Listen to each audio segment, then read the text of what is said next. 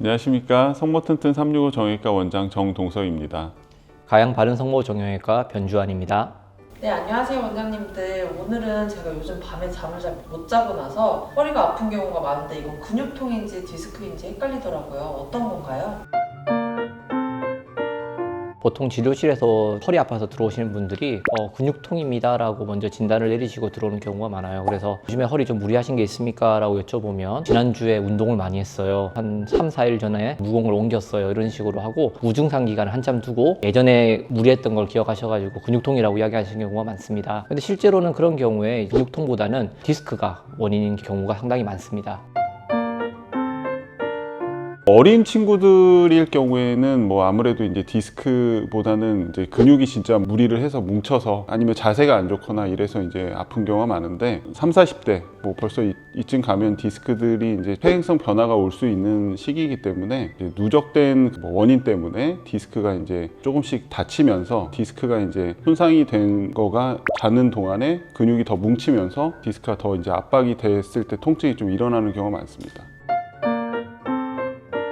디스크는 우리가 줄여서 하는 이야기고 정확한 이제 병명은 디스크 탈출증, 보통 이렇게 이름을 붙여져 있어요. 척추뼈와 척추뼈 사이에 말랑말랑한 스펀지처럼 충격을 흡수할 수 있는 이제 장치가 디스크라고 하는 건데, 이 디스크라는 건 이중 구조가 되어 있습니다. 바깥쪽에 있는 섬유륜과 속에 수액이 있는데, 이게 반복적으로 무게를 받으면 바깥에 싸고 있는 섬유륜이 일부 찢어지게 됩니다. 섬유륜이 찢어진 것도 이제 디스크고, 여기서 더 진행을 해서 추가적으로 또 계속 눌리면 결국 섬유륜이 터져 나가면서 내부에 있는 수액이 뒤쪽으로 삐져나오게 됩니다. 이때 이제 디스크 탈출증이라고 하는데, 우리가 보통 디스크라고 하면 2단계를 이야기하죠. 그래서 우리가 이제 이름의 함정인데, 사실 디스크라고 그러면 이런 심각한 병명만 말하는 것 같지만 실제로는 디스크가 조금 찢어지는 단계에도 허리 통증이 많이 생기고, 이때 이제 조금 찢어진 디스크를 보강하기 위해서 우리 몸에 있는 허리 근육이라던가 이런 것들이 반사적으로 뭉쳐지는 경우도 있는데, 뭉쳐진 근육만 보고 근육통으로 착각을 하기도 하죠. 그리고 이제 터져 나온 수액 같은 경우에는 이제 뒤로 지나가는 신경을 건드릴 수도 있는데, 이때 그 신경을 건드리면 우리가 익히 알고 있는 디스크 때 다리가 저리다 라는 증상까지 나오게 되는데, 사실 이건 디스크가 상당히 진행을 해야 나오는 증상이라고 할 수 있습니다.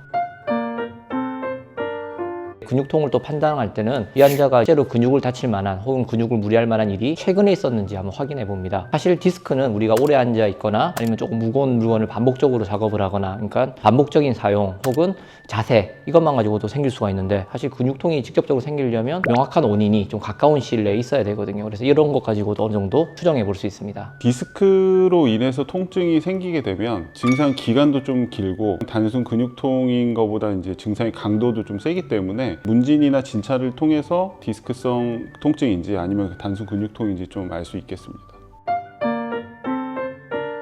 통증이 좀 극심한 경우에는 극심한 통증을 빨리 이제 꺼줘야 되기 때문에 주사 치료를 하는 경우가 왕왕 있게 되고, 통증이 심하지는 않은데 이제 불편한 정도다. 기본적인 물리 치료라든지 약물 치료를 좀 할 수 있겠습니다. 근육이 진짜 많이 뭉쳐 있는 것 같다, 이런 경우에 이제 충격파를 시행하기도 하는데, 충격파를 했을 때 디스크 힐링에도 좀 도움이 되고 여러 가지 이제 치료법이 있겠습니다. 보통 주사 성분의 가장 기본은 항염증 성분이 포함되는데, 그 항염증 성분은 디스크나 신경의 염증을 가라앉히기 위해서 사용하고, 스테로이드 성분 혹은 프롤로 주사 성분을 이용하게 됩니다. 그 외에는 효소제라고 하는 게 들어가는데, 이 효소제는 신경의 부종을 가라앉히고 흡수를 도와주고, 그 외에는 신경의 예민도를 떨어뜨리기 위해 마취약 성분을 이용하기도 합니다. 그리고 어디에 놓는지는 이 환자분의 증상에 따라 좀 달라지는데, 만약에 환자분이 허리만 아픈 경우에는 척추 뒤쪽에 있는 후가지 신경 그쪽에 놓기도 하고, 통증의 원인이 후관절 쪽이 의심이 되면 그쪽에 주사를 놓기도 합니다. 또 다리 저림이 있을 경우에는 다리로 내려가는 신경을 직접 타겟팅해서 주사를 놓기도 합니다.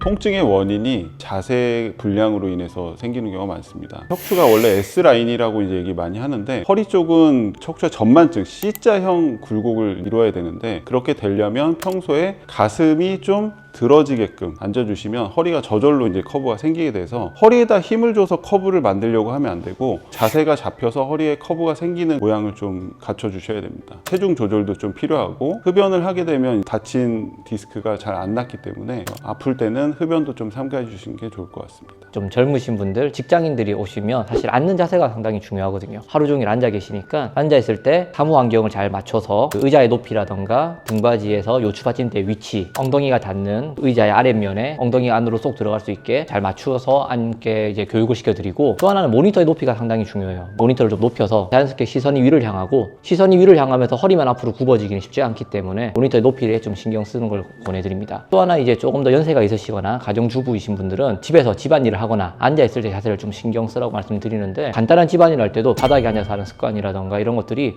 허리를 망치는 주범이 될 수 있습니다. 마지막 하나로, 침대에 앉아서 핸드폰을 오래 보시는 시간이 많은데, 이건 역시 뒤에 침대 등받이에 등을 기대면 자연스럽게 허리가 앞으로 굽어지는 경우가 많아서 가급적이면 침대에서 오래 핸드폰을 보거나 다른 책을 보거나 하는 습관을 좀 바꾸라고 권하고 있습니다.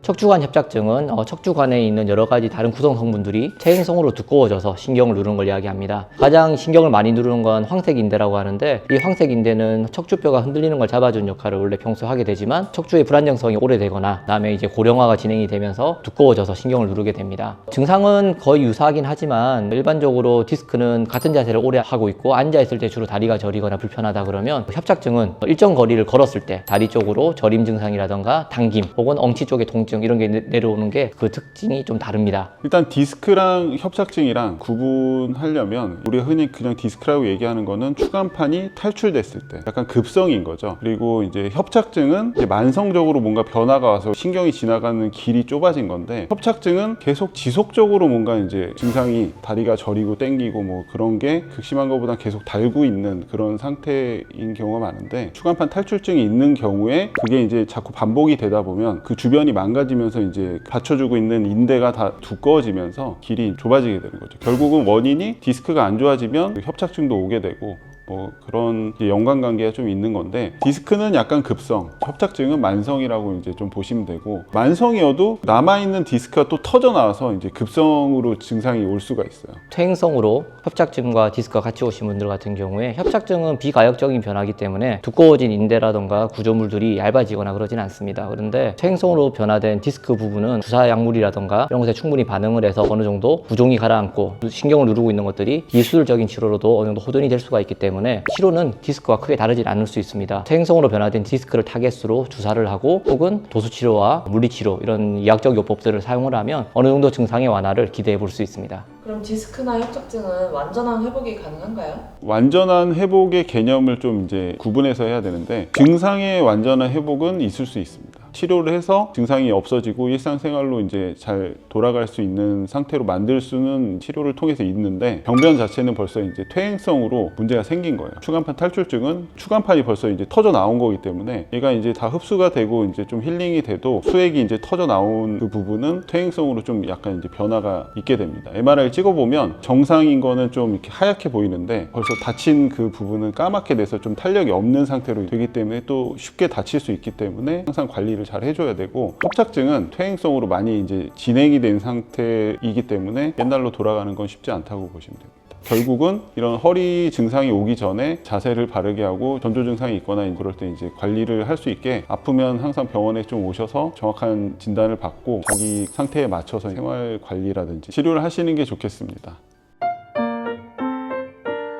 우리가 허리 디스크가 가장 악화되기 쉬운 게 허리를 앞으로 숙이고 허리를 앞으로 이제 말고 있는 자세가 가장 안 좋다고 하는데, 이걸 극복하기 위해서는 이제 우리가 흔히 말하는 속근육, 허리 코어 근육을 강화시키는 게 좀 필요합니다. 이 코어 근육도 여러 가지가 있는데, 우리가 자세를 유지할 때 쓰는 가장 속근육은 특별히 허리에 힘을 주지 않아도 허리를 자세를 유지하는 데 필요한 가장 필수적인 근육이고, 이 근육을 유지하는 데는 보통 환자분들에게 걷기 운동을 많이 권하는 경우도 많습니다. 너무 터벅터벅 걷는 운동을 권하는 건 아니고요, 달리기까지는 아니더라도 좀 빠르게 허리를 세우고 걸을 수 있는 자세를 유지하는 걸 권하게 되고, 그 외에는 플랭크 운동이라든가 브릿지 운동, 이 정도 운동을 꾸준히 해주시는 게 허리 건강에 도움이 됩니다. 그리고 이제 허리에 직접적인 운동이 아니더라도 엉덩이 근육 강화라든지 광배근 강화 운동을 해서 자세를 좀 잡아주는 것도 도움이 되겠습니다. 보통 이제 우리가 병원에 찾아올 만큼 허리가 아프시면 실제로는 근육통보다는 디스크 증상이 훨씬 더 많습니다. 제대로 관리만 하면 디스크라 하더라도 충분히 회복할 수 있으니, 허리가 불편하면 참지 마시고 병원에 와서 꼭 진단과 진료를 받기를 권해드립니다.